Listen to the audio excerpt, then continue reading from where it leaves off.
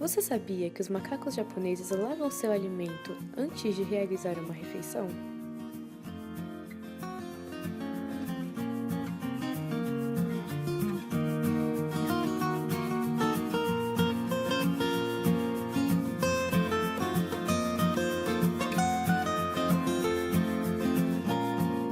Quase 7 décadas, cientistas japoneses começaram a observar um macaco batizado por eles de Imo.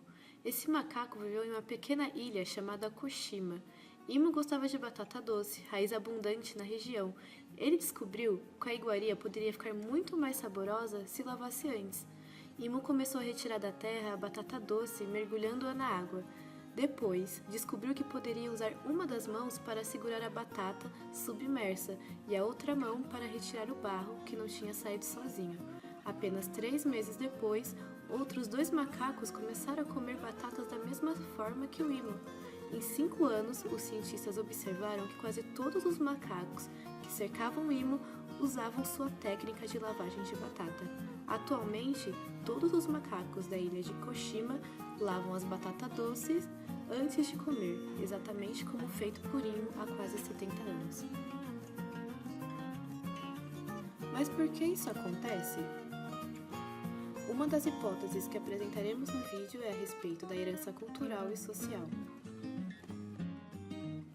A hipótese é de que isso teria começado por uma macaca Imo, que após notar que a iguaria poderia ficar muito mais saborosa se lavada antes, ensinou a técnica aos seus filhotes, dando origem a uma herança comportamental ou epigenética, que ficou incorporada no patrimônio genético daquele grupo de macacos.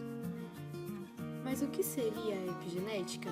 A epigenética depende de pequenas memórias que alteram o DNA, ou seja, após o indivíduo passar por uma experiência marcante, como por exemplo, algum trauma envolvendo cobras, o organismo pode desenvolver pequenas mudanças químicas no DNA e em proteínas que envolvem o DNA, como se fossem uma memória de curto prazo, e caso elas se repitam, podem sofrer alterações maiores e assim serem transferidas para os descendentes, o que define quantas vezes essas experiências serão os hábitos de vida e o ambiente social em que esse ser será inserido, podendo modificar o funcionamento de seus genes.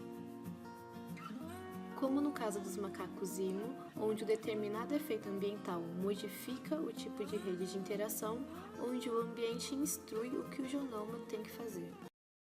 Outro exemplo associado à epigenética é o caso de James Fallon, um professor de psiquiatria e comportamento humano da Universidade da Califórnia, analisava tomografias de cérebros de assassinos em série na universidade. Ele queria ver se encontrava alguma relação entre os padrões anatômicos dos cérebros desses pacientes e seu comportamento. Fallon explicou que, para ter uma base de comparação, tinha colocado na pilha tomográfica de membros da sua própria família. A ideia era usá-los como modelo de cérebros normais. Ao chegar ao fim da pilha, onde estavam os exames de sua família, o cientista viu uma tomografia que indicava um padrão claro de patologia.